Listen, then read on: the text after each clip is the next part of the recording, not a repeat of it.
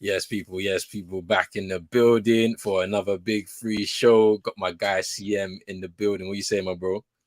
Hey, blessed to be here. Big up yourself, Roland Chino. You'll see me here. Big up to everybody in the chat as well. Man. Come on, man. We're back again. Come on. Yes, Chino will be here in a short while. I mean, you're supposed to be here like 8, 9 minutes ago, bro. He ain't arrived yet, so we had to start the show. But hopefully he'll be here very, very soon. But yes, we have another crazy week of NBA news to go through. So many flashpoints, so many big moments, and there's a lot to discuss tonight. So make sure you hit that like button, hit that subscribe button as well if you're new, hit the notification bell and all of that good stuff right there. Also, make sure in the title, make sure you click the links to both CM's channel and to Chino's channel so you can go through and subscribe. You don't even have to leave the video, just click on them, it'll take you into the page. You can still watch us, subscribe, and then come back and watch us in to continue even more. Now, it's been a minute since we kind of looked at the standings. Things have changed a lot, so I'm gonna share my screen right now so that we can actually break this down because the Eastern Conference is been shaken up. The West as well has been shaken up. Just give me 1 second, and we are gonna be right here. So, top of the standings in the East, the Milwaukee Bucks went on a crazy run. Last week we were speaking about them going on a 16 winning game streak. They lost the game. I think it was to the Sixers, and they've gone right back into win mode again with another 3 wins on the bounce with a record of 48-18. They look too strong right now. Brook Lopez is balling out for them as well. So what's your thoughts on that, bro? I think they've overtaken Denver as the best team in the league now. Mm. So they've just got that momentum rolling, and it's funny because I was watching a Bobby Portis podcast in the week.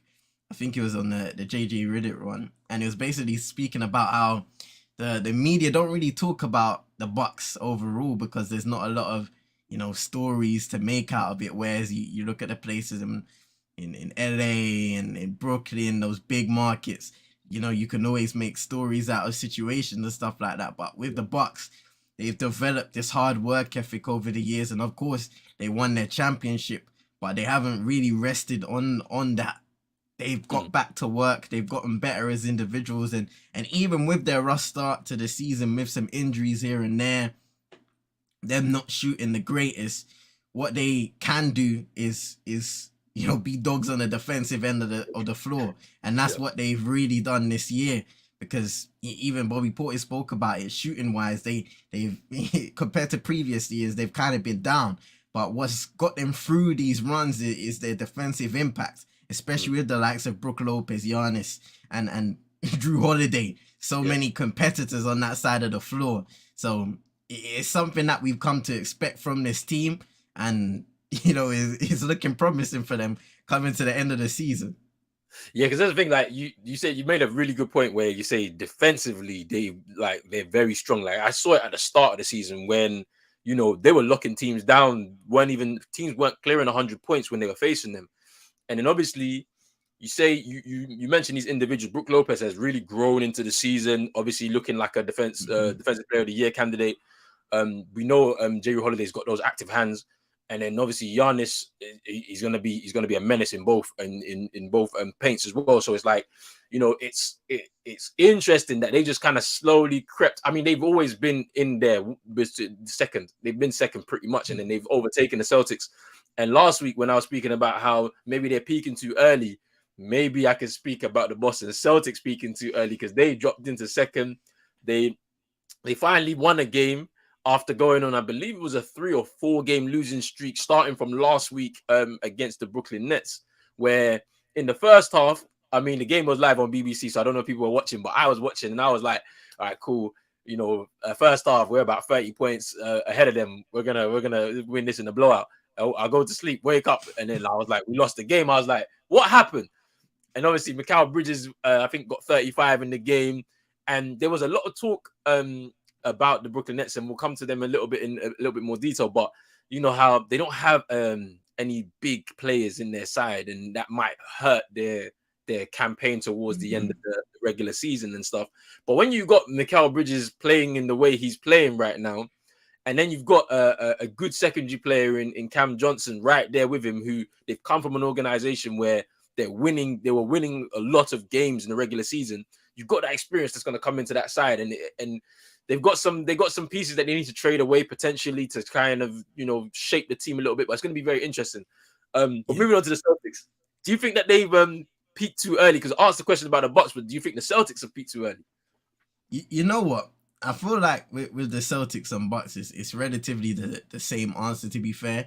I think with the Celtics, especially coming down to the end of the season when you've had a greater season as they have, shooting the ball, defending, even though it's kind of taken a little dip back, they're still as competitive as they have been on both sides of the floor. And I think sometimes you kind of lose the odd game and going on a 3-game losing streak. It is unfortunate. When you do look at some of the games, as I'm sure we'll look at a little more in depth, some of them have been kind of unfortunate scenarios here and there, like what you said, losing the lead in Brooklyn and stuff like that. But I think they'll get back to winning ways. They got the W in their last one, so it's about building that consistency once again. Because what can go wrong for you at the end of the season is that when you kind of lose your rhythm and then all of a sudden you're trying to play catch up towards the end of the campaign when the playoffs start. So it's important for the Boston Celtics now to kind of but all they need to do is analyze. I'm sure they'll be looking at film and kind of speaking about what's gone wrong in this current time. And if anything, it's good that these things are happening now so that they can look at some of these scenarios come playoff time. I mean, I know Jason Tatum's been out in one of the games that you lost in, so it's not like there were certain scenarios, even though without him you can be competitive, but there have been situations leading to that certain result. And of course, even with Jason Tatum, you can look at certain situations defensively and maybe offensively where they went wrong and can look to patch that up come playoff time. Now, look at the New York Knicks. They've jumped out of the play-in places and they're into the playoffs places. Like we weren't expecting them to be in this position at this point in the season. Big up man like Chino in the building. What you saying, my bro? Big up, man. I'm listening. Come on. So the Knicks in 5th place in the Eastern Conference. They've jumped out of nowhere. They've gone on a long winning streak until their last 2 games, which they lost. Josh Hart moving to their organization, which has kind of helped them a little bit. They were, I think they won 5 straight games since his arrival until the 2 losses. So, what do you guys think about the Knicks' rise all of a sudden in the East? Can they sustain it and get that playoff place, or is it going to fall apart towards the end of the season? Chino. Go on, Chino. Go on. Oh, I thought Theo want to go. I do think they stay in the playoff. I think the Nets are the one that might fall out. I do think the Knicks stay in there though. They definitely they got a good. They will make the playoff, but they ain't gonna do nothing. Let's just say keep it that. Yeah, I hear that. CM, what's your thoughts on the Knicks, man? Like how they've rose so much. Yeah, I think what we're seeing with the New York Knicks is almost a resurgence of what they were a couple seasons back when they won, 41 games or something like that, and Julius Randle was their most improved guy, leading them to the playoffs. And unfortunately, everything fell apart then, and then they had a very down season in terms of play. You brought in a few personnel, shook up the roster, and then all of a sudden, your impact on the defensive end went down, which is where they really look to focus on in that one successive year for when they won the 40 odd games. So for them, what they're finding now is they're shooting the ball well, but they're also defending. I think they're like top 10 in defense in that little win streak.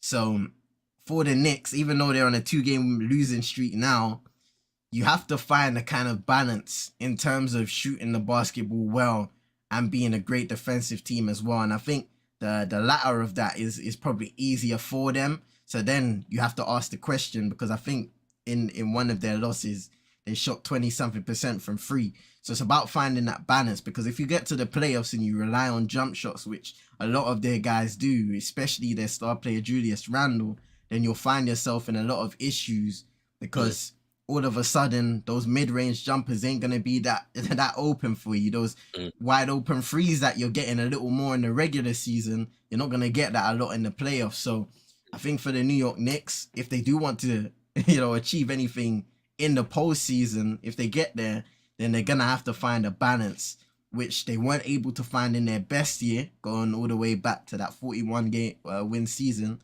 and they weren't able to find when they look to improve upon their offensive struggles in the playoffs last season. Mm. Yeah, I mean, it's a pretty interesting situation there because I'm like, I don't know if they will end up as straight into the playoffs. I think they may have to do the play in. I think they'll drop out because I feel like Toronto, Miami, and the Hawks are gonna be gunning for those spots to try and get into the play-in straight Bro, away, to the playoffs straight away. Because I was watching Toronto. I think last week Saturday. I think I don't know who they played. I think they played the Hawks. I think it was they. I think they played the Hawks, right? And there was a lot of talk from their guys after the game that they won. Was that how they have to win as many games as possible so that they can get in? They're very determined to get in. So I feel like there's gonna be a lot coming from the teams that are currently in the playing places to challenge the 2 in 5 and 6 and in the East, in my opinion. But Chino, what's your thoughts on Miami's position right now? And what do you think is gonna happen with them towards the end of this regular season? Hey Chino, where you at, man? What's going on? Gino's out, Chino, man. what's going on, man? Where you at, man? All right, we're gonna move on. We're gonna move on. We're Yeah. gonna move on to the Western Conference now, right? So the big story here is the Kings now in second in the West. Like their rise has been crazy in regards to like how they've been able to sustain that position in the Western Conference. Like, what's your thoughts on what's happening over there in Sacramento? Like the beam, man. After all the years of not being able to reach the playoffs, I've loved how this team has developed. And when we go all the way back to when they traded away Tyrese Halliburton and Buddy Hield left and they all went over to the Pacers, a lot of people were saying, "What are Sacramento doing?" Because Yeah. you're bringing in a guy in Sabonis where he may improve your team ever so slightly, but does he bring you over that hump to be able to compete for a playoff spot and kind of give you the wiggle room to develop over time and maybe bring in other people if they want to? And I think you look at their roster, and I'm sure we'll speak about them a little more in depth later on, but they have a really good roster. Guys playing hard on both sides of the floor, and I mean, the game against the Knicks, I know we'll speak about it more in depth, but, in terms of clutch scoring, they have one of the best guys in the league, if not the best. Yeah. I mean, it's been crazy to see because, yeah, you're right. After that trade, we were like literally like, what is going on here? Like, I thought you were supposed to be building for the future, but it looks like they made some really smart decisions in terms of kind of constructing this team to maybe because obviously we don't know what's going on in those front offices. Maybe they're feeling like they're 1 or 2 pieces away from actually making an assured playoff run. And what they've been able to do this season is kind of remarkable, to be honest. When you realize they let go of a really good player in Tyrese Halliburton, but yeah, it's De'Aaron Fox has been on fire this season, and I feel like even him at a certain point, they were saying he was the one that they should have traded away, instead of Halliburton. Saying that Halliburton was Yeah. maybe the more talented of the two, and he's been able to kind of shut down the haters and kind of show his work on the floor. And yeah, he's been cooking for real. But the Lakers only a few weeks ago, and we weren't thinking they were going to be in this position, but they're in the play-in now. They're not at 0.500 yet, but they're getting close. They're a couple games back on getting into that position, and if they get into that position, they're going to be a little bit further up. In when we look in the playoff picture, they could potentially be sixth, depending on what happens in terms of teams above them. But they've done pretty well to get into the position. What do you think about their run since the deadline closed? What Yeah. do you make of it? Like, and obviously LeBron's also been injured as well. Chino's left, but he's got to come back soon. But LeBron's been injured as well, and the team is still playing well, not relying on him so much. Yeah, I think, we for as much as we criticize Anthony Davis, he's played brilliant in this stretch. And of course, they've had their injuries, but also the guys that are stepping up and contributing, the likes of Jared Vanderbilt, a lot of the guys that they've brought in, Rui Hachimura, etc. You can say all of the names on the roster. You have been able to come on, get Internet issues, accustomed to the sorry. team.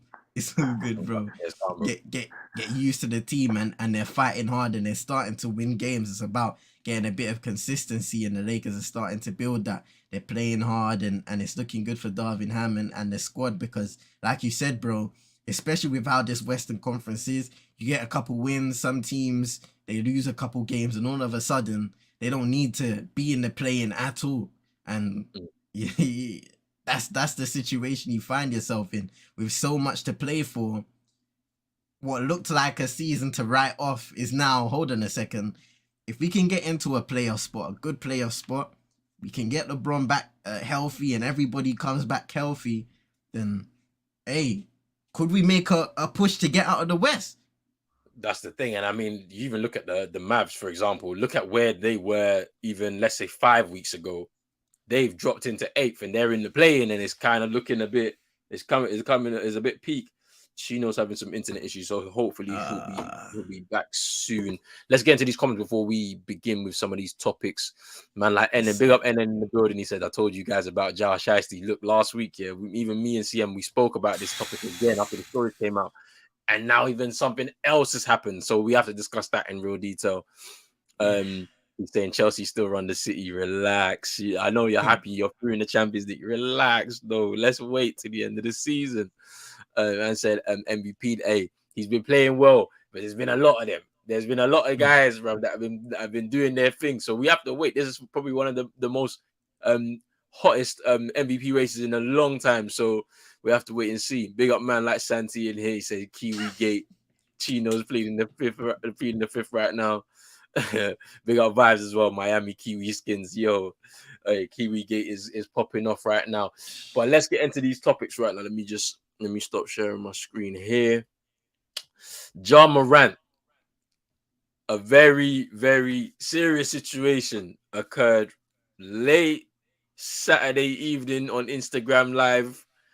All the news came out on Sunday with him flashing a gun on his Instagram Live as he was celebrating something. I don't know what he was celebrating, but this is gonna be quick. I'm gonna flash this on the screen because I don't know if I'm really allowed to do this, but let me see.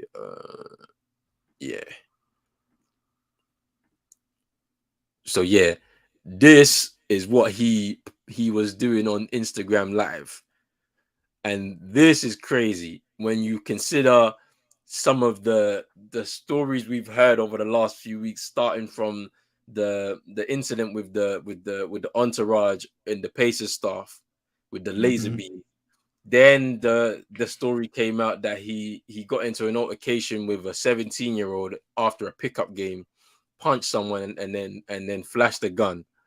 Then the incident with the security guard at the mall with his mum, because of the issue that she had in the footwear store. And now this situation. And after the last few weeks where we've been saying that somebody needs to get a hold of him, his team, somebody, it looks like it's happening again. And I just want to know your thoughts, bro, because we were thinking about this. I saw something today as well that said he's also allegedly being investigated for another thing, where apparently it's something to do with.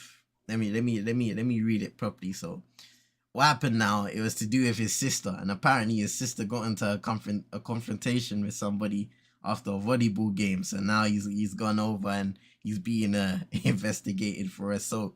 Something that happened last September. So it's piling up on Ja Morant, right? And it's clear, because I even forgot that we didn't even speak about this. That's how quick this whole story and situation is going. But this is the thing, because I've been watching a lot of reactions to it over the week, and everybody's just saying it's a stupid decision from him, because in the end of the day, no matter what you are in control of, especially when you have all of these cases piling up on you, you need to do a form of damage limitation. And for him to go on, and it was after an L. It was after an L. So even though we criticized Skip Bayless, that brother was making me laugh because he was like, I don't know what that brother was celebrating because they just took an L. But like, to do that, to go on Instagram, press live, and then to do something like that when you're supposed to be a responsible guy, you're the leader of a franchise, the star player, and all of that stuff there. Put the money aside. You're supposed to be a lot more responsible than that. And especially with everything that's been going on in terms of the cases of assault, him kind of pointing or his friends pointing laser beams at other people. You don't want to pile that stuff onto you because in the end of the day, you're just making it tougher for yourself. And now the Grizzlies have had to act in suspending him for the first. It was a minimum 2 games, and now they're saying he's going to be out for the next 4. And then Taylor Jenkins even came out and said we spoke to him about his behavior before that gun incident even happened on IG Live. So now people are trying to speak to you, they're trying to get to you, and you're not listening to them, or you're not making that right decision. So this all falls on him and also his parents, which a lot of people have been calling out because, you know, his dad, T. Morant, who goes to a lot of his games, what is he doing? How is he influencing his son to act on a daily basis? And obviously you're in Memphis, you're hanging out with all of these different people, you have your friends, then there's these different rappers around. In the end of the day, that's not your lifestyle. That is not your lifestyle to live. And I bet you, me, you, and Chino will say we want the best for Ja Morant because he's one of the most exciting young players in the league and somebody who can have success for many, many years to come. But if you act like this, especially on top of getting a shoe deal, I believe a drinks company, what was it, Powerade, who haven't had an athlete to represent their brand for many years, chose you to be the face of that brand when it comes to basketball, when it comes to sports. So you're getting all these positive blessings coming your way, and now you're doing everything to make those people look at you and say, maybe we don't want to invest in you long term. And that will start with these small little brands. But if the behavior continues, then all of a sudden you've got the Memphis Grizzlies looking at him and saying, well, he's a great asset. But if he's going to continue acting in this way, that he's only going to shed this organization in a bad light. So all I can do is plead to him, like, because obviously he put out his statement saying, I need to get the help, disable the social media platforms and all of that stuff there.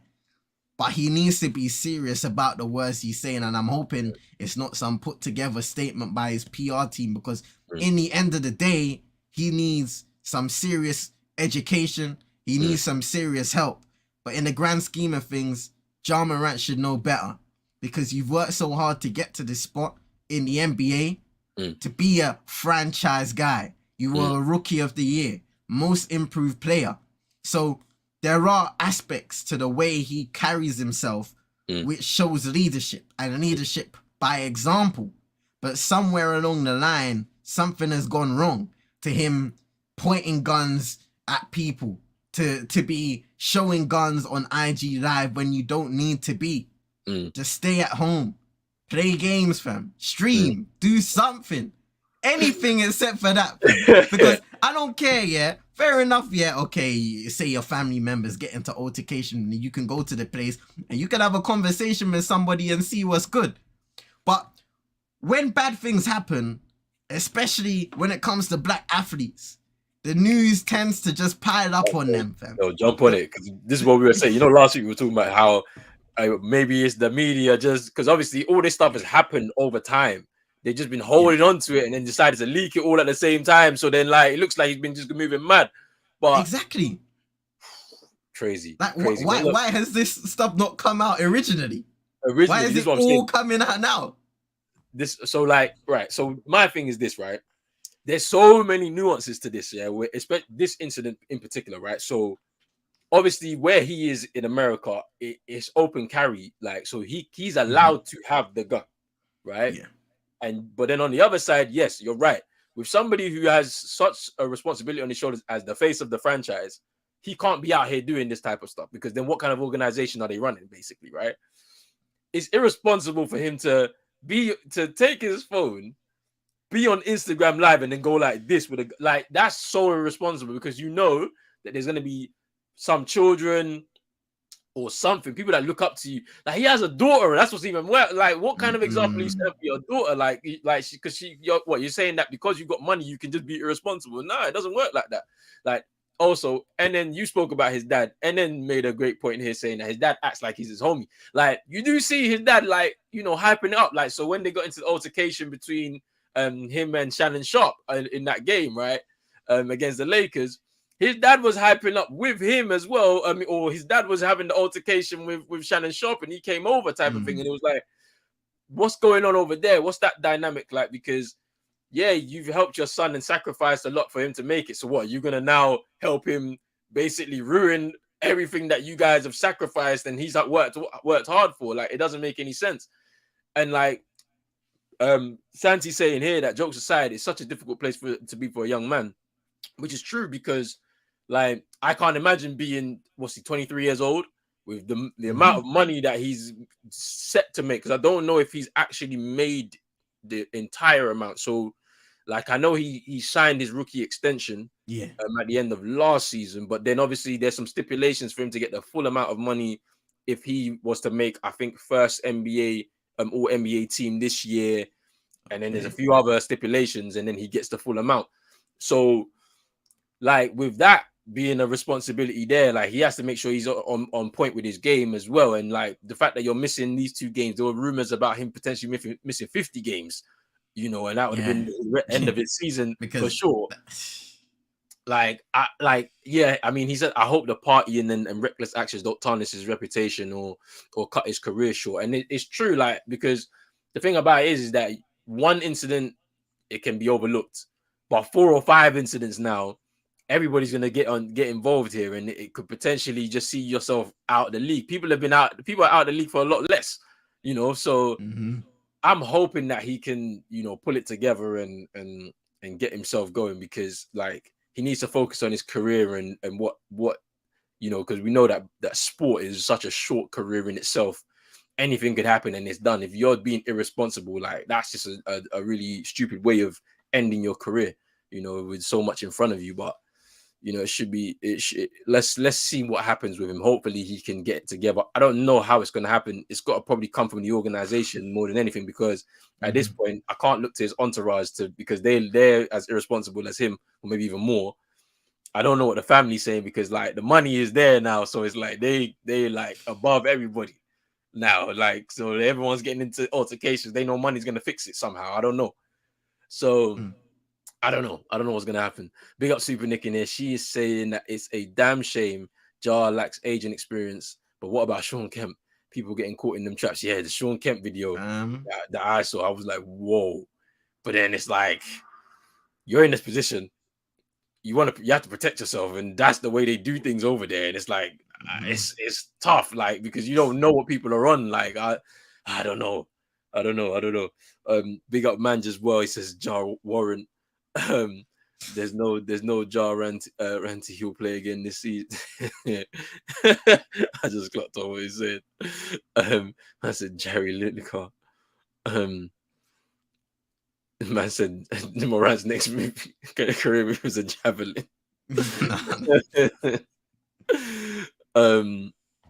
Big up Moss as well. He says, "Joe, what the hell are you thinking?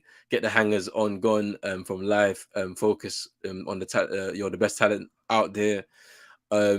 Yeah, I saw this. I got a clip. I got a clip that I'm gonna play so we can actually hear his comments about that. I'll share it a little bit later on in the show.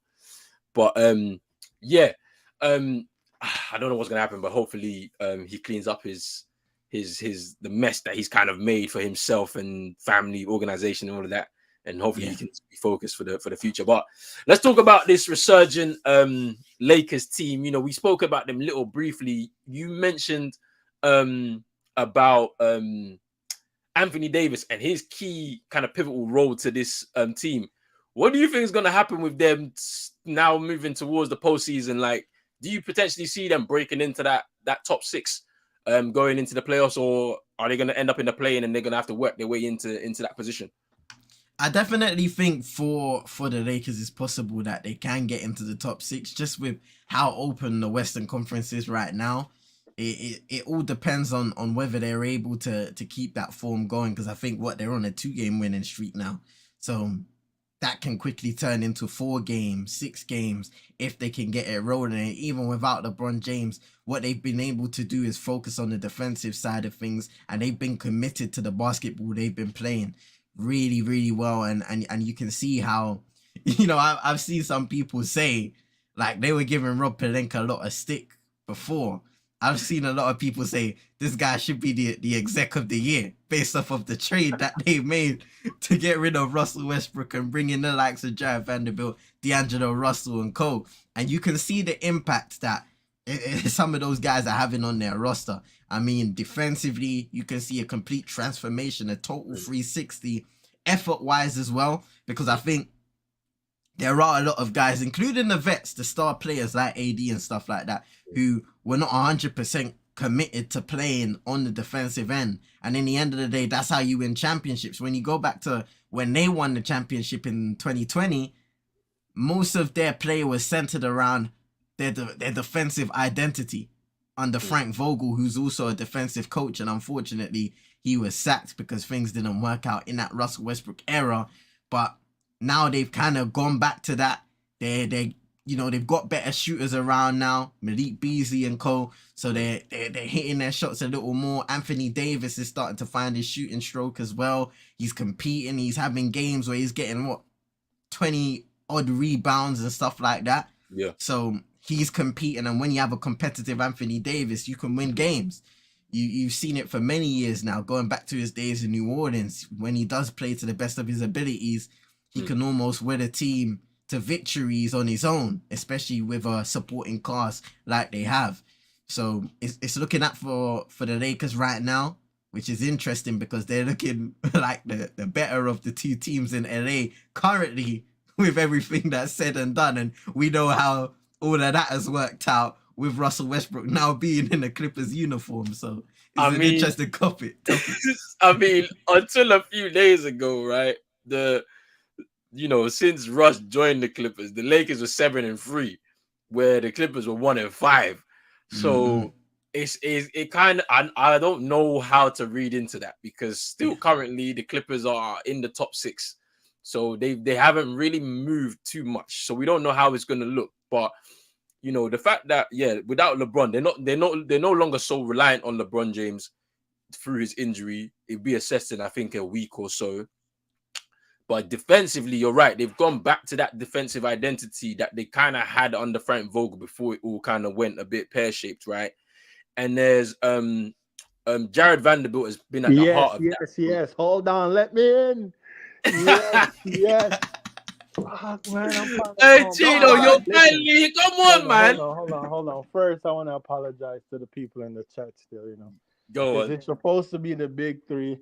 The past few weeks, it's been the big 2 because I've been busy. Internet issues being out. Come on. No, last week you had a real excuse. And how was the birthday party? Yeah. How was the birthday? How was the birthday? It was all good? It was good, man. We had fun at Chuck E. Cheese. Boy, I wanted to take over, man. Because they give you that card, right? Where you can tap to play a game. And she want to play a certain game. And me, I want to shoot the basketball and throw the football one. And you have to wait a couple minutes. And I'm like, and the wife was like, listen, it's her birthday, dude. Like, you're 28. Like, you're 27, about to be 28. Calm down. I'm like, listen, if she's going to have fun, I need to have fun too. Or else I'm going to go sit in the car. Hey, trust me, bro. When you go back to them arcades now, bro, you feel like a kid again, bro. So you just want to jump in there and start playing. Especially for me, and especially as a kid, for me, I didn't get it a lot, you know what I'm saying? Because we didn't really have that. So now that I could give it to her, I want to experience it too, because I didn't really experience it. I hear it. I'm here, man. But people, internet is ready. But where we at on the show? Lakers, bro. Like, what's your thoughts, man? Since the trade deadline, they've been on a roll, man. They're in the playing places right now. could they push for Surprisingly, that top six? bro, they're winning games without D'Lo and LeBron. Mm, That's crazy. Without D'Lo Mhm. and LeBron, but see, this is the thing though. When you get a like, bro, every like teams don't understand, bro. Every team need a dirty worker, bro. If you're gonna win championship, mm, The Warriors, Draymond Green, dirty worker. Every team you either have a big superstar like a LeBron James or the Warriors, you need a dirty worker, Draymond Green, to win championship. mm. Not saying the Lakers is a championship team, but they have a dirty worker in their team in Jared Vanderbilt. Yep. If you have a guy that's gonna like listen, he's nothing offensively, let's be honest. Like he Mm, will give you 10, but he's gonna grab 20 boards and he's gonna affect defensively and he can switch. He's like a B Tech Bam, like he can switch. You know what I'm saying? He's gonna put in that dirty work.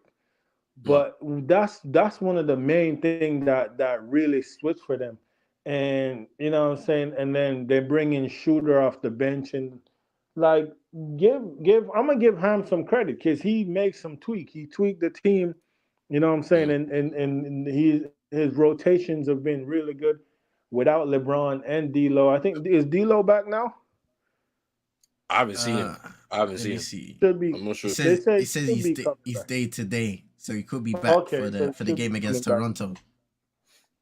And Yeah. then obviously you need the dirty worker and you need the 3-point shooting. That's two of the things they Yeah. picked up in Yeah. Malik Beasley and Jared Vanderbilt. So yeah, it's looking up for them. I mean, they just lost Mo Bamba, but Mm-hmm. Yeah. let's He's done see. for the Let's season, I think. yeah, AD is looking like he's back to his old ways, but the talent for AD have never been in question. It's literally the same thing us all three of us as Man United fan. It's the same thing we go through with Martial. The talent is not the issue. It's the work ethic and the injuries. Like, Injuries. Man, Yeah. Chino Yeah. family, it's still sad to see that the change of the profile pic, man. In it, listen, I love. you just moved, bro. You know how Listen, you know that Marshall FC is over, bro. When Chino has changed the picture from, that's how you know it's done. Like there's no more, bro. It's done. listen, bro. Hey, it's Fukanda FC. I just started, man. Them so send in your application, and yeah, listen. I believe that kid is gonna be a star. If it's not at Man United, it's gonna be in La Liga or in La Liga. That It's gonna kid be in the is league. destined for superstar. Like his low sense of gravity, bro. Listen, it's we're gonna do a United State of Mind, and that channel you're gonna be hearing from our lawyers. Like you're gonna be Bro. hearing from our lawyers. But yeah, Hey, hey, me hey. and CM and Wait, wait, Roland is wait, gonna. wait, wait. Me and CM is gonna jump on a United States of Mind on Pros Only Sport, the real United State of Mind. We're gonna jump on it and we're gonna talk about Fukondo and Man Bro. United and stuff. But yeah, let's take it back to basketball. But that channel, whatever your name is, FPL or whatever, you're gonna be hearing Yeah, from our fam. Fire lawyers. for that, Trust me. fam. Fire for Yeah, that. Yeah. but yeah. It's, So basketball. Yeah, the Lakers is looking up, man. If they could get themselves, they could keep going, stay in that playing. I think I do. When I look at the playing brackets, I think with LeBron back and AD healthy and doing this thing and Beasley and D'Lo, I think they'll get that seed in the playing brackets. And mm, depend on who they get at the number one. I think they can if they get the eighth or seventh seed, I can see them beating the Nuggets. The Nuggets is not a playoff team. Let's be honest. So I can see them beating That's the that's Nuggets. that's that's tough to say with all a of their big guys statement. back. It's a With big LeBron, statement, you know. listen. LeBron in the playoff is a different beast, and the Nuggets in the playoff Mm. is a different cat. So let's be honest. So Hey, that's I don't know. Like, I don't know. It's a big statement to make, even though, yes, LeBron coming back and if AD's doing his thing. But this Denver team, they've been at it all year. And Jokic has something to prove. He were they does not not at want it to last go year? home first Were they? round. He don't want to come home. He don't want to go home first round, bro. So that's why I'm like, I don't know. Bro, And they've got their guys back. this, bro, were they not at it last year? Hey, but this one, when you face Warriors now, yeah, it's long, fam. When you facing the Mm. Warriors And you first round, it's see, they long. had they had less offense. The only reason why I'm reluctant to say that yet is because they had less offensive, especially in the last 2 years, less weapons on the offensive floor, so you could focus on kind of shutting down the options for Jokic to score or get an assist. Now, there is immense pressure this year. I'm not going to lie. Listen. And that MVP tax is going to take a toll if they Heavy. don't reach certain places. I'm not saying it's gonna be easy. I'm just saying I'm gonna listen. Just LeBron James is get me into the playoff and I will do the rest. That's LeBron James' motto. Like LeBron James, I've never been bounced out of the playoff in like first round. Like get him in the playoff and he will Yes, he do. I has. mean, let's be honest. This is a He 30-win has. season with LeBron. Don't forget the Suns. They bounced him out. Don't forget. Hey. Remember that was the first round. Bro, the Laker tax is heavy, you know. It's My guy heavy, you know. They've been the giving Laker LeBron all almost, kinds of records you don't want. bro. Trust me. Honestly, bro, man missed playoff 2 years in a row. Like that ain't never been They LeBron. got bounced out. They got bounced out first round, bro. They worked mad hard to get into it. Yeah, they beat the Warriors in the play-in, yeah, only to get bounced out by the Suns, fam. Without Chris Paul as well. Chris Paul was injured like after the second game. You did ask me a question about Miami before my internet went down. Talk about Miami. We have what we set an NBA record that's not good. We've been in the most clutch games this season, like over NBA history, bro. 49 clutch games. Bro, we only been blown out like once or twice, bro. We all our games have been decided by like no more than 5 points, bro. No more, and you know why? Because we don't have a closer, bro. We don't have a closer. I mean, you could say Jimmy, but they know how to play him, and then the shooters. You can double Jimmy in the close because our shooters are not hitting shots. You know what I'm saying? Our shooters are not hitting shots, so just clog the paint for Jimmy or Bam because that's where we're gonna go. And then that other white boy that we're 14, he's trash. He's literally trash. Like he's rubbish. He literally robbed us like Duncan Robinson did. Mine got 130 million, bro, for no reason, bro. He's literally trash. Hey, Chino, what about this, fam? You know we was dealing with this in the finals, fam. Yeah, see what happened to all of that? What happened to all of that? Bro. I cleanse my soul and ask God for forgiveness. He is rubbish. But now listen though. But now the Heat fans are feeling it because they're saying, oh, maybe we should have did that. Like, bro, there is no. This is how you know people don't know basketball. Why would you question Tyler Hero for Donovan Mitchell? Like, there's no questions, bro. There's no questions there. And then the other guy, CM favorite point guard, his fat ass ate too much McDonald's. He can't even get back to practice. He's been out because his knees is carrying too much weight. His upper body is too much weight for his knee to carry. So his knee is literally blown out like a tire. So we are messed up. I mean, Jimmy, you know what Jimmy's gonna do in the playoff. But what I would say is though, Zeller is bro. I don't know how Deadman was here for that long. Zeller is a decent backup. He's been given good backup minutes for Bam, but bro, don't this guy support Chelsea?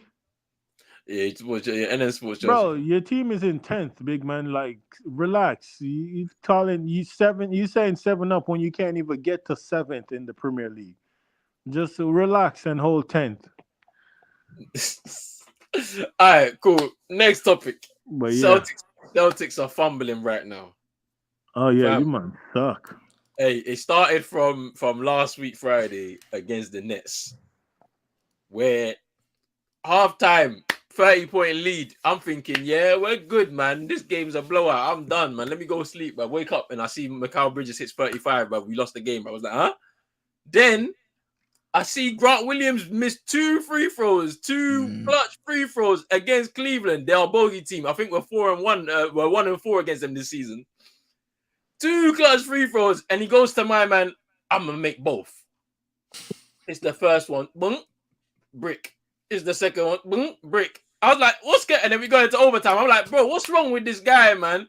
Don't sign him to no extension. Let him go, bro. Because what's this, man? What are you doing? and then we lost again. I was like, nah, we're on a slide right now. Only to us get that we got that win against Portland to just kind of put us back in that win column. But Yeah.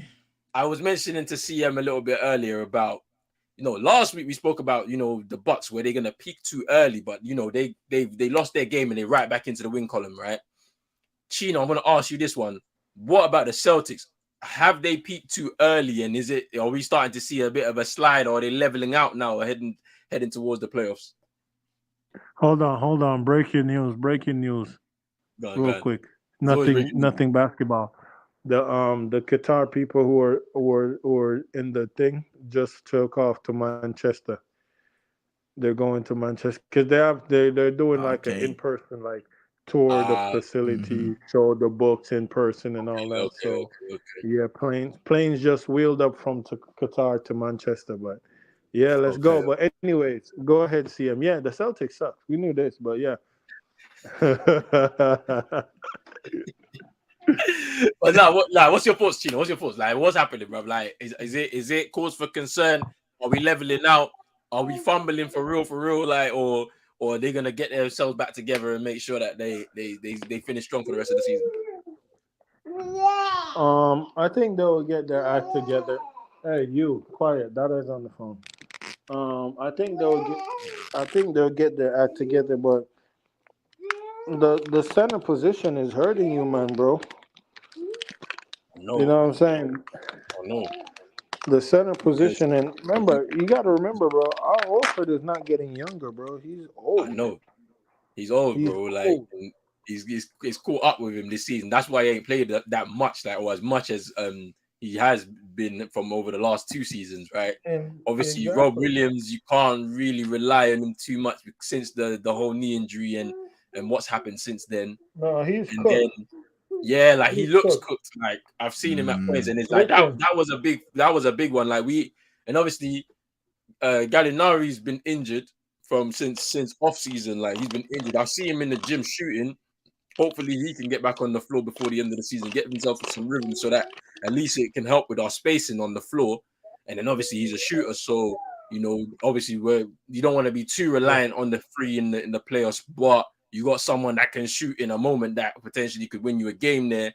And then obviously they brought in Muscala as well from OKC, who's also another guy that can shoot. So it's a bit confusing because maybe like they think maybe he's not going to be ready for this season.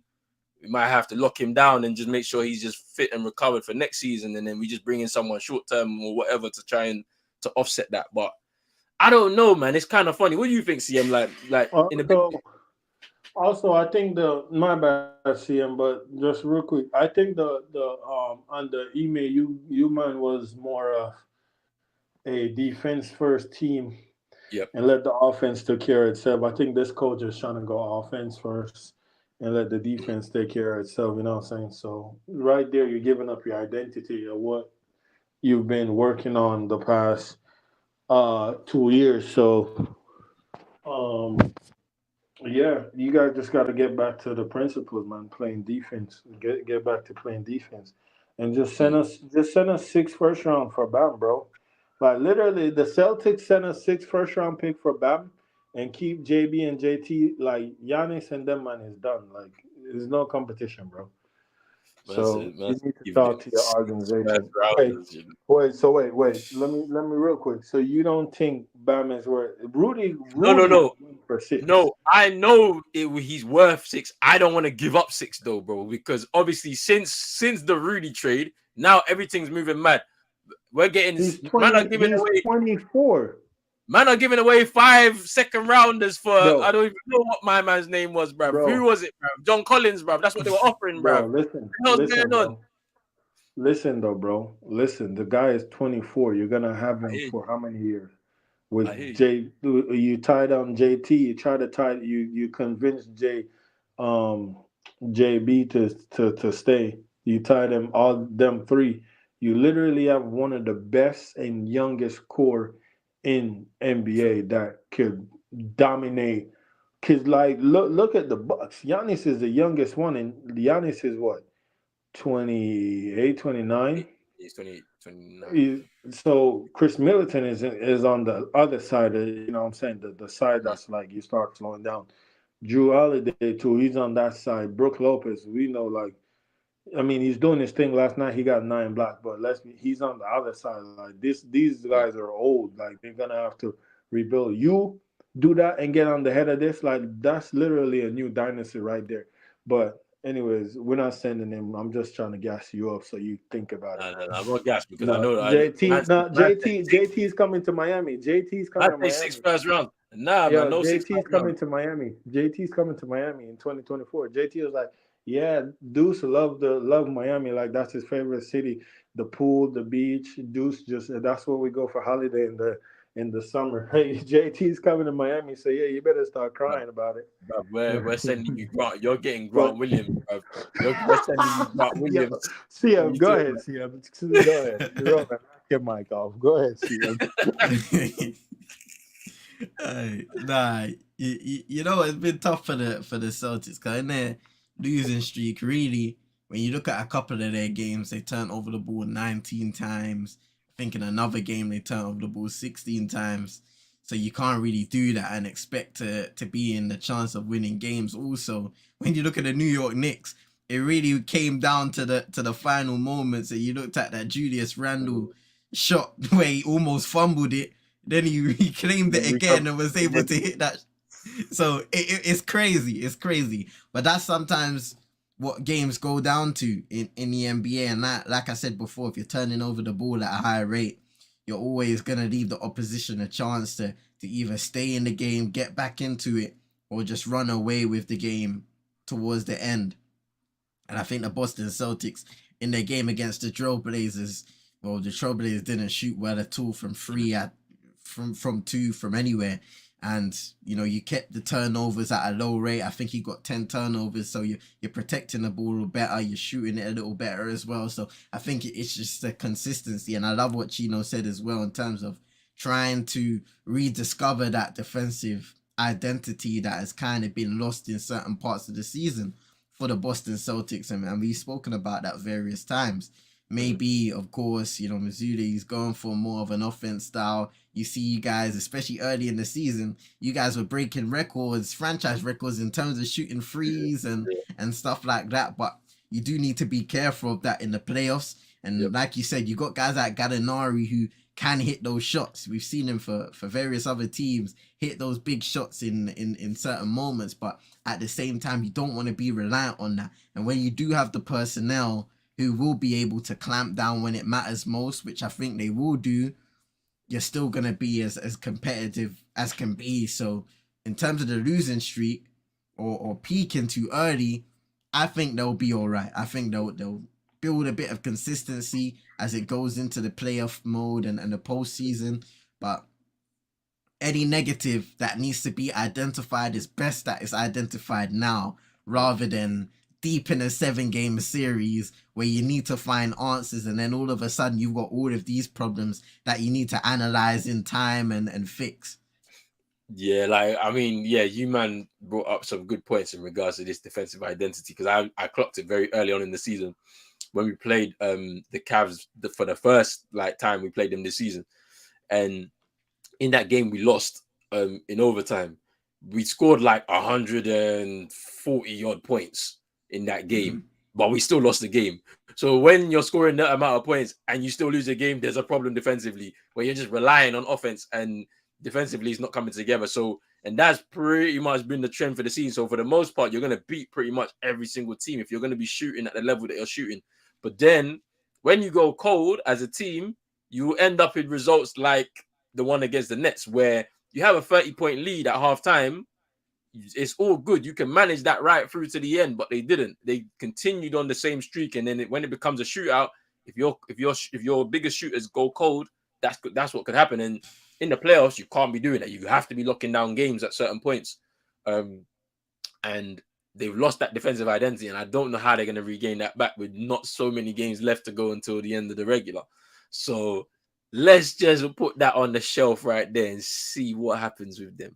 Because I'm not as confident as I was maybe a couple months ago, where I think we're gonna actually win the whole thing. I'm not so sure anymore because there's competition, big competition. And another thing that I'll kind of put onto it because you mentioned the Brooklyn game. First half, 41% from three. Second half, 16%. Just over 16%. That's what Now I'm saying.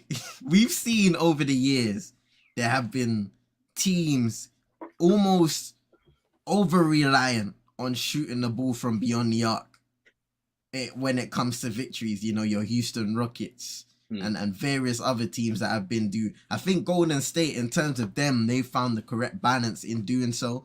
But there have been teams who have gone for the analytics and it has shot them in the foot at times, especially in the playoffs. Boston, like what I was saying with the New York Knicks earlier, they've got to find the right balance of offense and defense because the most popular saying, or in and around the most popular saying in the league, is when you play good defense, it's gonna get you easy offense, fast break points, whether it's layups, mid range, 3-pointers. That's what defense can bring you, and it makes the creativity, whether it's in the half court, all of that stuff a lot more easier because all of a sudden you rely on your athleticism and your defensive commitments to create those opportunities and expose the opposition defensively because you all have open looks if you're on the fast break. So you've got to find that balance. And I can see why you're not as confident because if you do have games like that where it looks to be wrapped up and then all of a sudden, what's going on here? You're shooting 16.7% from free. Like, that can't happen. It can't happen. It can't because you can't. Another thing, real quick though, Roland. Yeah. I'm listening to CM, and I just read you might have not strengthened like the Bucks been strengthening in the buyout. They brought Jay Crowder in. Yeah. They got rid of Ibaka because he wasn't using Jay Crowder. Now he's actually been helping them win games. And now they just brought Goran Dragic in. You know what I'm saying? That's offensive power. I mean, defensively, yeah, he's going to be a liability, but that's offensive power that they just bring in.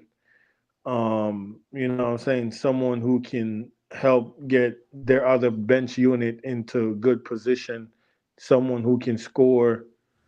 You know what I'm saying? So you might like you said a few acquisition that you might have, but these guys, and then they had I forgot they had because he's such a racist. They had Oh yeah, my man.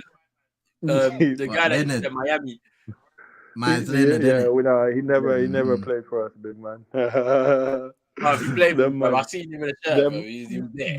that man with the real anti-Semitism, but you know what I'm saying they're trying to Yeah, crucify yeah, my brother Kyrie. But yeah, so I'm saying though he's a big like those three are like especially the two because that they got bigger. The Bucks are already big and they got bigger. Pause. So you know what I'm saying? And the two bigs that they have can shoot. Like Jay Crowder can play the three and the four. He can yeah, defend.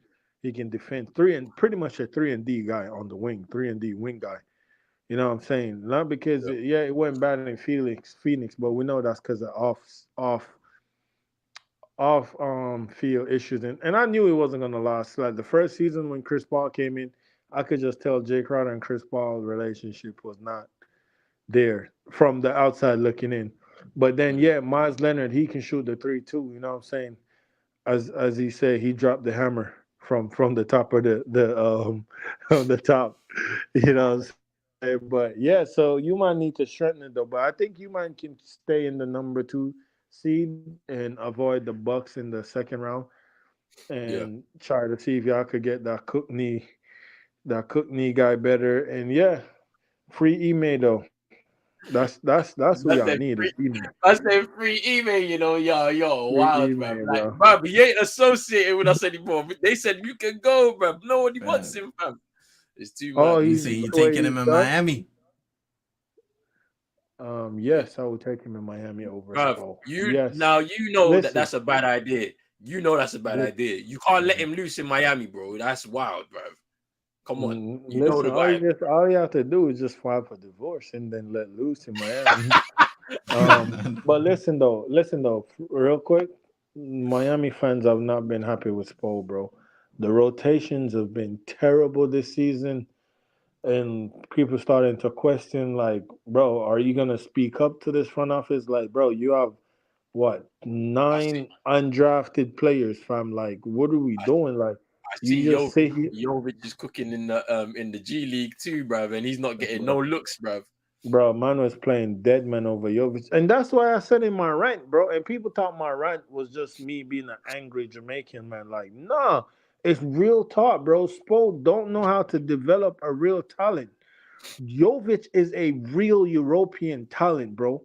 Like the kid got every fundamental. You know this. And when it comes to the European, the kid have all the fundamentals down, bro. He can pass out of the post. He can pass if he catch it.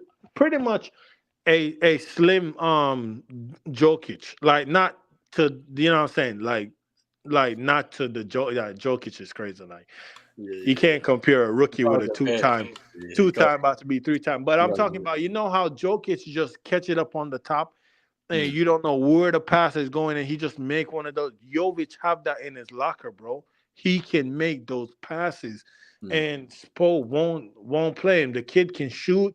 Yeah, he's gonna get bullied defensively, but bro, so does Tyler Harrell, so does Duncan Robinson, and you still mm. playing them. It's Like true though. every guy except for Jimmy and Bam get bullied on defense. So Mm, it doesn't matter. Like at least this kid is gonna he's gonna open up the floor and he's gonna get the ball to players. If you cut, he will find the pass. And you know, but listen, I Spo, Pat Riley. Bro, I don't even want to talk about them, bro. I'm hurt.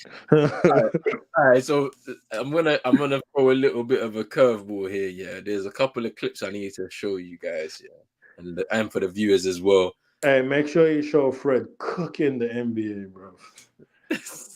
Yeah. Here's clip one. Here's clip one. So I told him that keep that mic. He's better at the mic than hooping. You know what I'm saying? So keep doing this podcast, keep blogging, keep doing this thing off the court.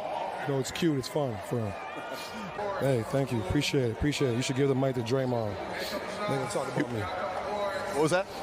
Make him keep talking about me so I can play better. All right, guys. Oh, my goodness. See? My stuff that I said was facts, and we'll see at the end of the year what they do with him.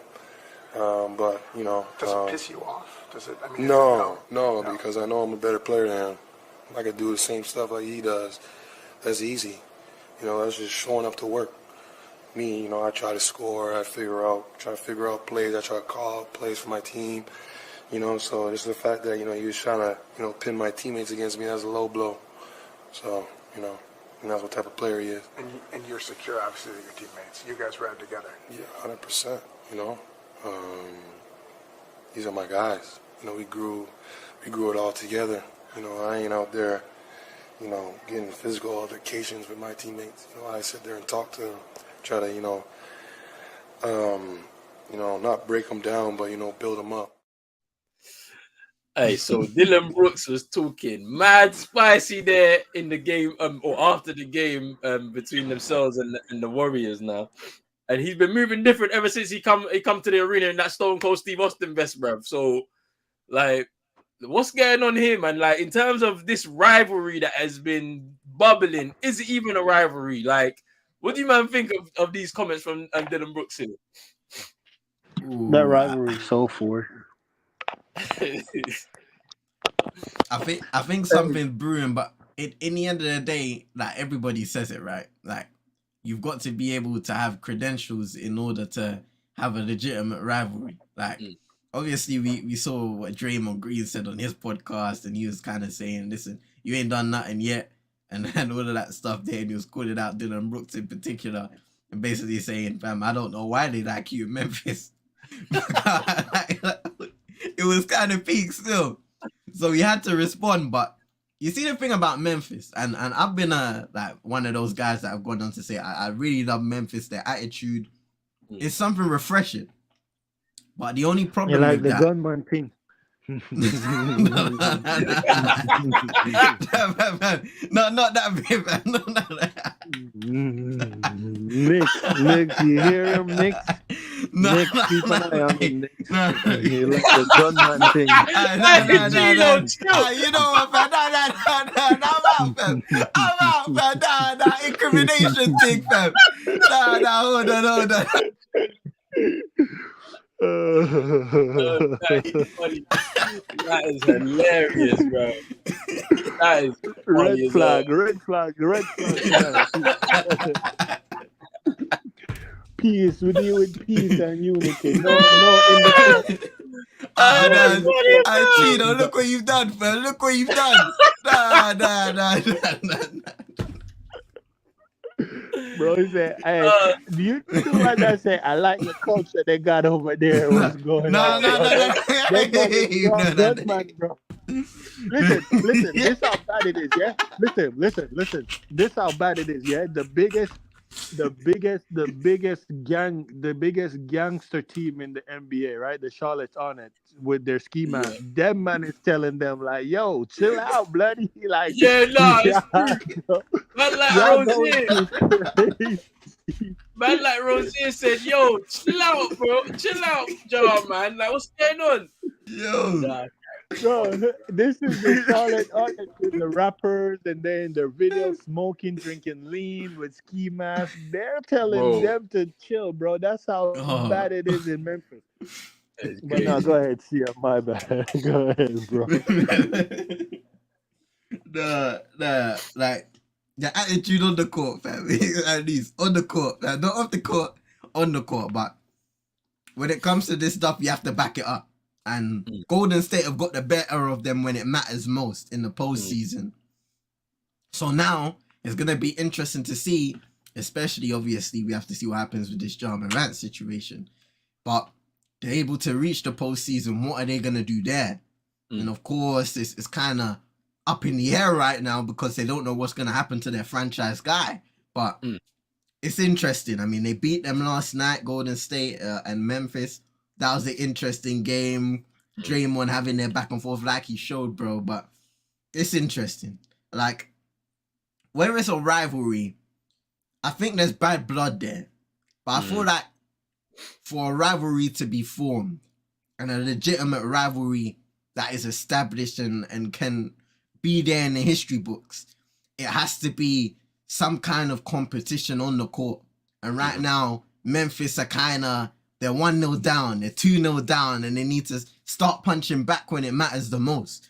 Because Draymond even said in this post game, anybody can win a game in March. And it might have been a bit of salt and shade, but still, anybody can win a game in March. Let's hear Draymond's comments in the post. Why don't you consider this a rivalry? Because you have to, like, one team has to win, and then another team has to win. Then, like, that's what creates a rivalry. Not because one team gets up for you and talk like they can beat you and then not. That doesn't create a rivalry. Rivalries are created by you win, I win. And clearly we won 4 times, and I think their organization has 0 championships, so I can't consider that a rivalry. You say win, you ain't talking about in March. You're talking about... I mean, anybody can win in March. Anybody can win in March. What that mean? I have a hard time getting out of my bed in March. What's the game in March mean? No, nah, he's funny, bro. Like, he looked like a boxer, bro, with his arm all wrapped up in the eyes, bro. But hey, his comments are right though. It's March right now. If you win against them right now, it doesn't really matter. It was when we get to the postseason, and that's when the real stuff happens. Like Chino said, LeBron is a beast in the postseason. When we get there, Jimmy's an absolute baller in the postseason. When we get to that point, then we'll see what's really going on. But yeah, that's gonna be interesting to see how that bubbles up. Hopefully, we can see them in the postseason playoff, and we'll really see if this Memphis team is really what they think they are, what they say they're about. Let's get into a few injury news now. KD in the warm-ups goes up for the layup, rolls his ankle, and it looks like he's going to be out for at least until the start of the postseason. What a big blow for KD and to the Suns as well. What are you man's thoughts on this? Oh man, I mean, and it was supposed to be his home debut as well. Like, Phoenix have looked good, and I'm not saying that they won't look good once KD comes back, but sometimes you can have those games where everything's working out, but also in that time there will come, games where you go through certain levels of adversity that you need to experience before you go into the postseason. And that's the only worry now for the Phoenix Suns and Kevin Durant. What are they gonna go through when he does eventually come back? Whether it's the end of the season, which doesn't look likely, or in the postseason, because you always want to kind of iron out those deficiencies that you come across. But now they won't have that opportunity. So everybody were kind of saying, KD, the Suns, it's looking real scary. So everybody's saying all of a sudden they've shot up in the betting odds to get out of the West. What are people saying now, considering that he's going to miss a lot of time, and to come back in the postseason, it isn't easy. Now, great players like Kevin Durant can do that, but because there hasn't been a lot of on-court chemistry being built between that whole roster, they can come across some difficulties and growing pains at the times where they don't really need to. I mean, it's kind of wild because the way his ankle rolled was a bit I was like, bro, this is not good. Yeah, hopefully he can return before the postseason. Let's hope he can, because he was looking good in those first 4 games with them. He looked really good. They looked like there was a lot of chemistry between his teammates. And for him to now have this injury is looking a bit peak right now. I'm not too sure what's going to happen. Let me just go back in these comments. I need to say big up to my mum still. My mum's on holiday right now. She's in Israel. Big up, mum. Hope you're doing well. I know it's late there. Hope you have a good night's sleep and all of that. And I'll speak to you tomorrow. But yeah, it's going to be interesting. Now, on the other side, in terms of an injury, we've now got some news that Lonzo Ball is going to require another surgery on his knee, and in turn have 6 months of recovery and rehab to potentially get himself back onto the court. Now, what's your thoughts on this? Because that is big. Yeah, I think he's already been cook. Go Chino, man. Chino, what's your thoughts on it? The knees are cooked. That's my thoughts. Go ahead, see him. Are done. Nah, how you come in to say this, bro? And then dip, bro. What's going on, bro? What else can you say, bro? He it's wild though. Bro, it's actually mad. And then, this is just the beginning, right? Because every time doctors keep opening up your knee and going in there, right? That now cause fluid. So now it's about to be a lot of fluid in his knee from him playing and training and impact. So he's gonna be having to go to get his knees drained and all this type of stuff. Now he's cooked. His knee's cooked, bro. Like, if I'm being honest. But all I'm gonna say is I pray it work out and we can see some more of Lonzo. Because I thought he started to show flashes in New Orleans, and then he got paid by the Bulls, and yeah, he was doing his thing over there. Like, obviously you saw when he went out, that's when that whole build that they put together, fuck the word, it just collapsed. So yeah, he's a very good player. So we'll see, bro. I hope it works out. But yeah, his knees are cooked though. You'll see too, rolling soon with Grant Williams. Not Grant Williams. The other guy. That's Grant Williams is your player next season. Don't worry. His knees are cooked though. Yeah, but at least Grant Williams got both knees. The other guys, he got no knees.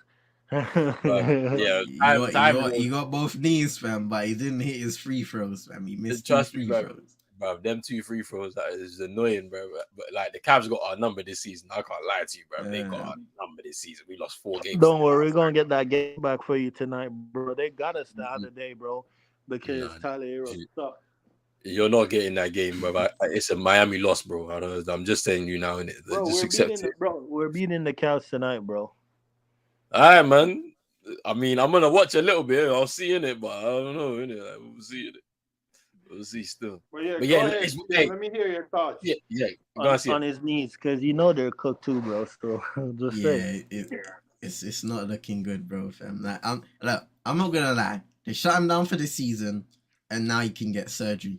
So this is a big 6 months. This is because if he gets surgery again, and then in 6 months' time, they're coming back and they're saying the same thing, saying, "Oh, he's still getting pain in his knees. He's struggling to walk up the stairs.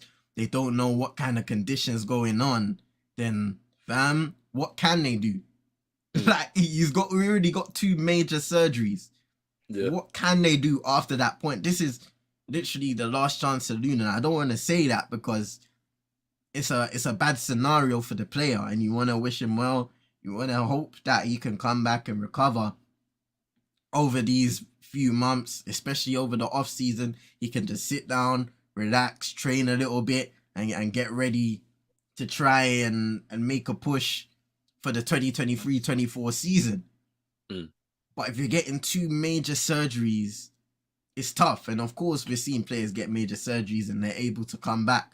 But in a situation like this where there's so much uncertainty, like you don't even know what to think. You don't even know what to say. And that leaves the organization in a bad place. Yeah, I don't know. Like, I don't know how, because like this another surgery doesn't sound good. Like that just means like this is one of them surgeries where it's like, all right, we just need to make sure that he can at least walk upstairs. Like we need to just make sure that he can just live his daily life, kind of thing. Because 3 surgeries in the space of like a year and a bit is like kind of mad to me. So I don't know how it's gonna fare for him, but we have to see. Question from Manj, yeah, that he gave earlier, yeah. Who's everyone's picks for the NBA Finals? Because this is tough. Damn. This is tough. Because I mean, we struggled to get our top 8 or our top 8, right? And I still need to do the graphic. I'm sorry, I've been busy. I need to do the graphic so that we can show it. So when the postseason ends and we were ready just before that that playoff begins, we need to see what our 8s were saying. But who's our picks for the NBA Finals? Because this is tough. Because even me, yeah, I can't even pick my team right now. Like, real talk, I can see the Bucks in the East, yeah. They come out in the East, they be the winners. Oh, that is tough. Then West is up to anybody. I don't know.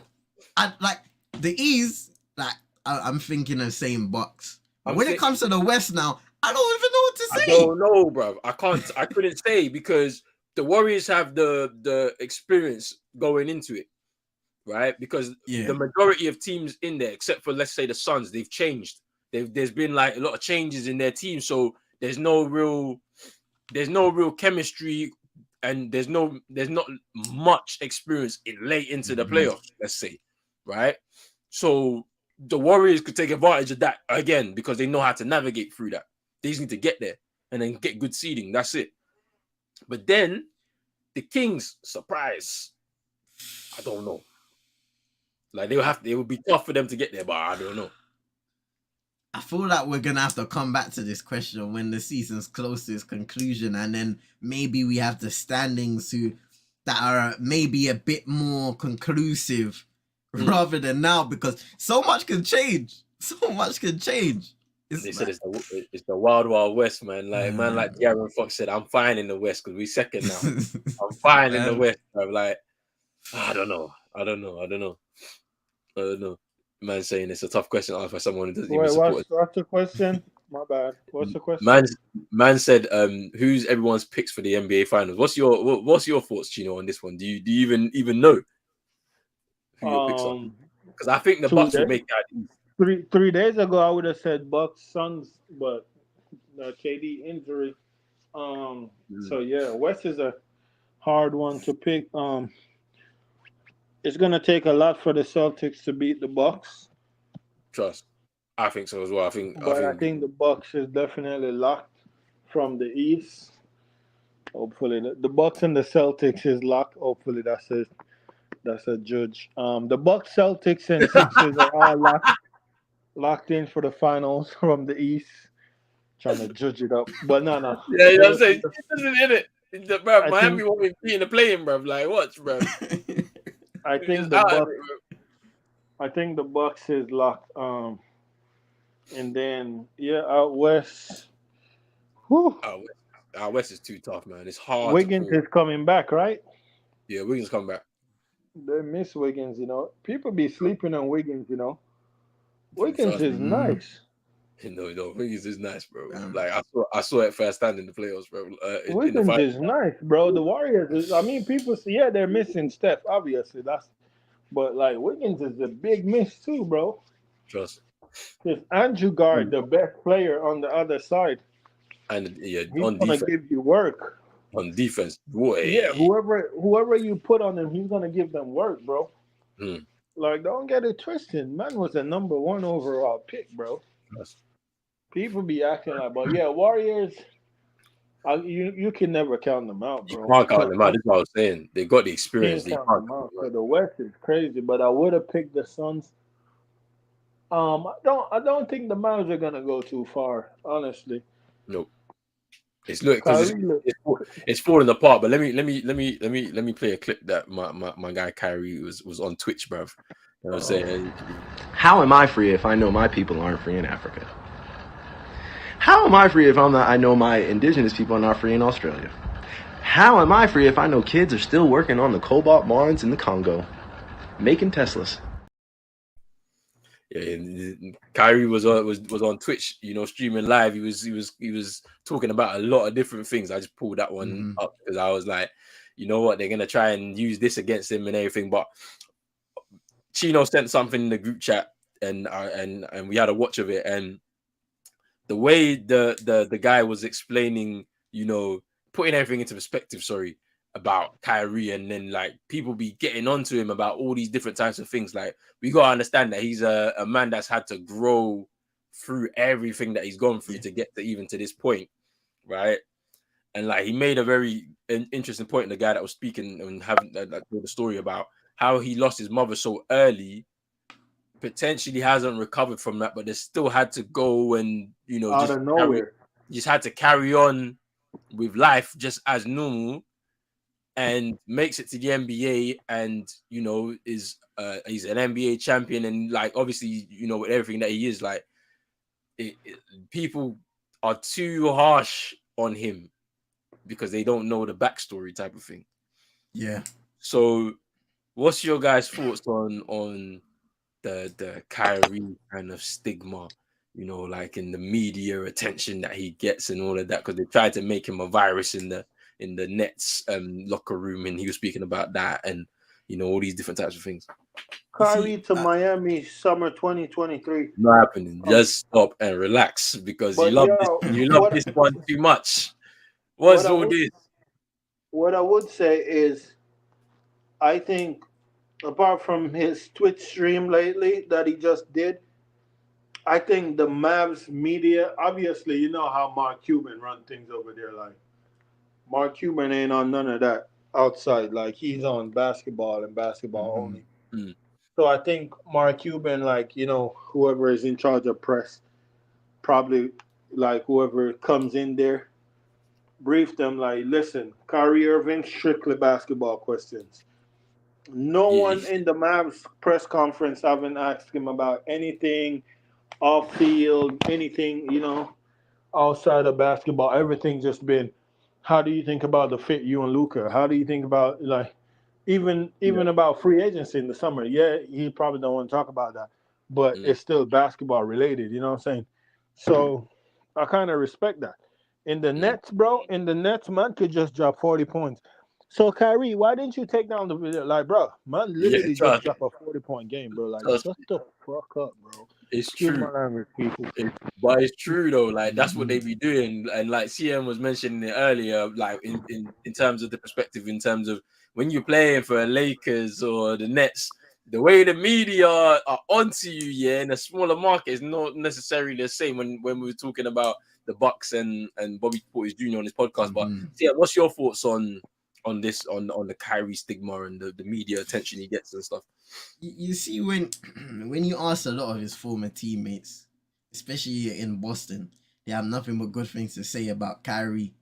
And I think when it comes to the media within itself, they always use certain things and stories to create, because that's how they get clicks. You see on the likes of ESPN and various other platforms, it's an entertainment thing. Of course, there's a bit of journalism mixed in, but at the same time, it's entertainment. It's how can we generate these things into clicks? And unfortunately, that can go to the expense or work against the players in the NBA sometimes. And of course, other people will have their own views and say certain things about it from the outside looking in, or based on the sources that they have and the things they've heard from those sources. So no surprise, they're probably, when it comes to the hierarchy of Brooklyn, they probably didn't have great things to say about Kyrie Irving because of what happened in his tenure in Brooklyn and the stuff they had to deal with, but also the way they dealt with him. You could see that the relationship clearly broke down. So in terms of Kyrie, man, he's his own person, and love the points that you guys brought up earlier on. But like, it's tough because whenever you're a public figure, an athlete, musician, whatever, somebody who's just a star in their own sector, you're always put on this pedestal. Yo. I don't mean to cut you, but Roland, see him. I'm gonna head out. I gotta go into work right now. So. Oh yeah. Chino, big out yourself, man. Big out Chino, man. Yeah, man. Big up people in the chat. Drop a like on the video. Subscribe, share the video. Yeah, man. Much love.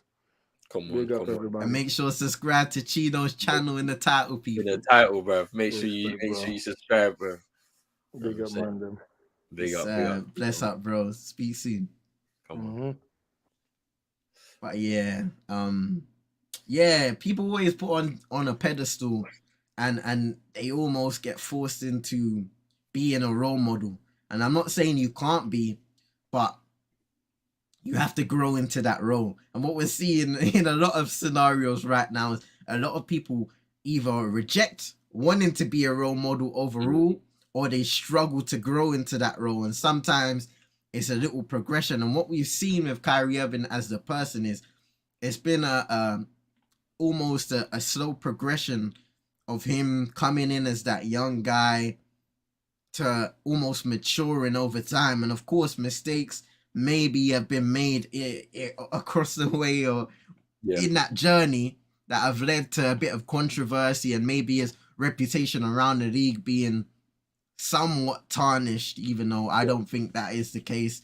He just needs to be in the right situation where, like you said, it's not all focused on the negativity and the outside noise. Sometimes you just need to be in a market in an area who care about winning basketball games, and they're not forever reaching in their back pocket to pick out this latest story and that latest story. So I'm just glad that he's in a situation now in Dallas. Don't know how long he's going to be there for, but at least right now he can focus on basketball, and we'll see what happens between him and Luka Doncic and the rest of the roster. But yeah, like it's an unfortunate thing, but it's fortunate and unfortunate at the same time, because when you're put into the pedestal, you're forced to mature. You're forced to be a role model. And there are a lot of guys that kind of kick back onto that and say, don't consider me as a role model, because I can guarantee to you, I've made mistakes in the past and I'm going to continue making mistakes. So instead of you being inspired and following me, how about you learn from my good traits, you learn from my bad traits as well, and the mistakes I make over time, and then you almost shape that into your own perspective and kind of think about how your life is going, and then you kind of take pointers from those different people. But when it comes to following that person and kind of forcing them into that mode of being this perfect citizen that can't do any wrong, it's hard to do because everybody does wrong in this life. Yeah, that's the thing. I completely agree, because especially when you've thrown it into the perspective of a role model, like not everybody sets out to be a role model, but you're kind of put in that position. And you know how we was mentioning John Morant earlier, he's a role model regardless of whether he wants to take that responsibility or not. However, at the same time, we do need to keep in mind that these people are human beings. They're going to make mistakes. And there's a backstory behind the scenes that we don't even know about. So when the guy is talking about Kyrie Irving's dad chasing a dream, wasn't able to achieve his dream, puts the energy into his son achieves the dream after a major setback for the young boy after losing his mom at 10 years old, like literally out of nowhere, for him to still make it. Of course, he's not going to be perfect. There's still things that are maybe, unresolved from that trauma that he had.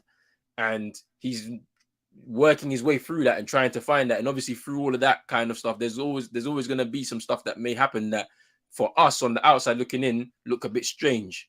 But for him, it's just a part of his process. And so I don't like the way that they jump on him and try to say he's weird and he's this and that. Like, he's just going through his process, going through his life. And I think he understands his responsibility, because you're seeing we see a lot of good news stories, or they don't get highlighted a lot, but the good news stories coming out. So recently he's donated money to schools in Ghana and Nigeria. And that's not going to get a lot of media highlight, just because it's not the story that's going to get them the clicks and all of that type of stuff. So, it's pretty much a very interesting topic around the circles and stuff like that. Stupid Nick saying here that I want him to do well with his basketball career, but I think he's led by his sense of self and not Adam Silver. And that's an interesting one as well. That's a very good point there from Stupid Nick, because there's this thing where the players have to toe the line with the commissioner. So remember when Melo was talking about David Stern knowing you remember that situation where he was with his entourage and he was like, yeah, I know all of the people that, and from that point he had to toe the line. And so from that point onwards, we kind of see Melo just focus strictly on the basketball, and he started getting more involved in his community by giving back and stuff like that, right?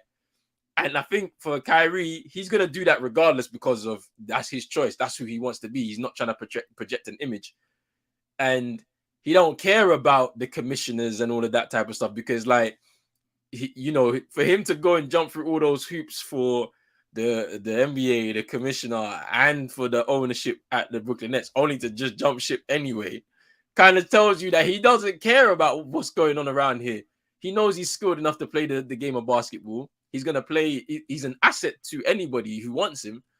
And he knows this. So he's still going to do what he wants to do. He's just not going to be led by, the higher ups in the actual basketball industry and stuff. So it's interesting. It's interesting. I mean, I think the only thing that kind of removes all of this for, the basketball industry, the media and all of that, is if he wins another championship. What do you think? Yeah, I think that it always heals to a certain extent, especially when you win a chip, because you get that little bit of praise and stuff like that. You see it all the time, because media narratives it's almost repetitive at times, because you pick your stars.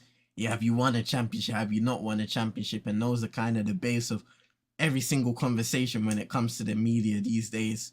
But I think people have to have a deeper look, and a lot of people are starting to see it now.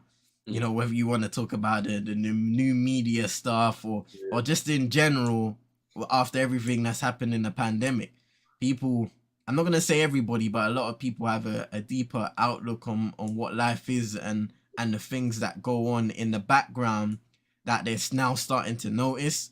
So there will be a lot of people that would have supported and stood with Kyrie Irving through his adversities with the Brooklyn Nets, and kind of said, hold on a second, why is this guy getting treated a certain way where other people in the past haven't? So I think it's just about having your own mind when it comes to all of these discussions, because obviously you can watch the media. And when I first started watching the NBA, that was my source of learning information at times, like watching ESPN, watching all of these shows. But then as you get older and you kind of start to realize how the media shapes certain narratives based off the personnel that they have reporting on these shows and the people that they're getting the information from too. So then you kind of start shaping your own opinion and saying, well, hold on a second, maybe this isn't so legit, or maybe they aren't doing this for all the right reasons after all. Yeah, I mean I think that's a great place to end the show, man. Like, I mean, I think we covered everything, to be fair, like especially in the beginning of the show in regards to the Suns and the Knicks and stuff. So yeah, it's a great place to end the show. I want to say a thank you to everybody who's been in the chat. Obviously, the chat is always lit, man. Like, there's always lit. There's always something to speak about within there. So I want to thank everybody that's been in here from the beginning. Obviously, big up to Chino, man. He had to dip, man. He had to get on with some work. We had to postpone the show from yesterday because CM had to do his watch along for the United game against Betis and all of that. But you know, we always have to bring you some NBA every week. We always have to do it. Big up to my guy CM as well. Before we go, let the people know where they can find you and all of that good stuff right there. Yes, people. You know, you can find me as always at CM22ENT on YouTube, second channel CM22 as well, but mainly on Twitter, on Insta and Facebook these days as well. But you can find me there, same handle everywhere. But make sure you drop a like on this video, man. Subscribe if you're new. Share to your friends and frenemies. Hit the notification bell. All of that good stuff. Subscribe to Chino. Support everybody in the comments on this screen as well, because like I said, a lot of content on Pros Only Sports, United State of Mind, a lot of content coming, NBA, basketball, and so much more. So support Roland and everybody else that's on this channel. Support Chino, every single body, man, and thank you for the support as always. Come on. Big up to everyone. Big up to Super Nick as well. Great show. Big up to everyone in the chat. Big up, man, like Armin as well, man. Big up yourself, man. It's been a minute, man. Thank you for coming through, man. We appreciate it. We appreciate it so much. But yeah, as CM said, man, hit the like on the video, hit the subscribe button as well if you're new, hit that notification bell and all that good stuff, people. And we're gonna be out. Peace.